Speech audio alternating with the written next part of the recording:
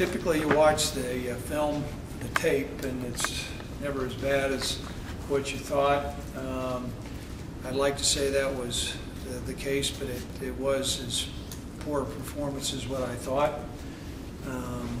Very disappointing, and as I said in this room after the game, we all own that as coaches and players. It was very disappointing, and we're in the process of doing all the things we can to get the direction of this football team changed. I think there needs to be a measured approach, and I know there needs to be a measured approach. You don't have complete urban renewal and change offenses and defenses and drastic changes on your depth charts. We're in the middle of developing a young football team.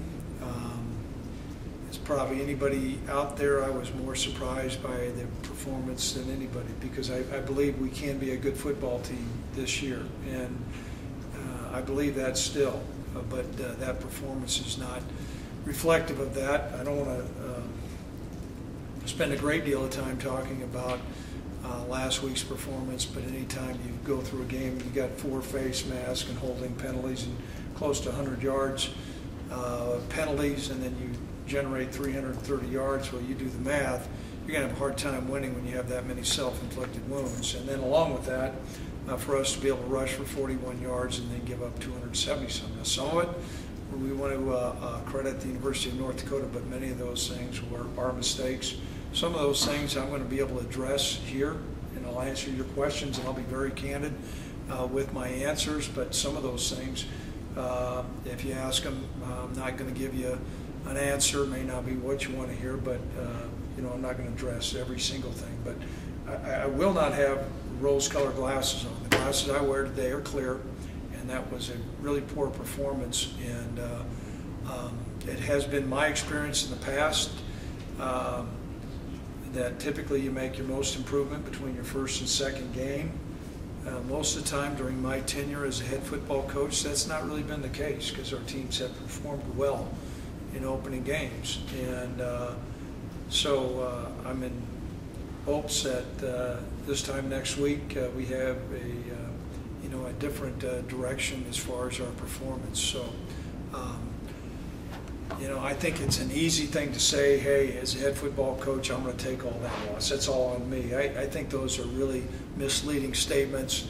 That's the same thing that you come in and when we win a game that, you know what, I'm the guy that did it all. That this is a team effort, collective effort, and it was a subpar performance would not be accurate. It was a poor performance. And as coaching staff, we've got an experienced coaching staff. We have an extremely young football team.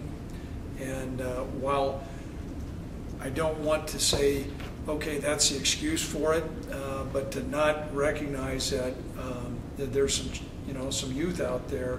And for me as a head football coach, I overestimated our ability to handle situations with that youth. I did, and I'll own that one. I thought we would be further along with some of our players who are young, and then we've got players who are playing different positions as well. And while they have played in a college game, they're playing different positions. And so I'll own that one. But we've got to move forward. I have learned a long time ago that if you look in the rearview mirror a long time, you're going to have those same results.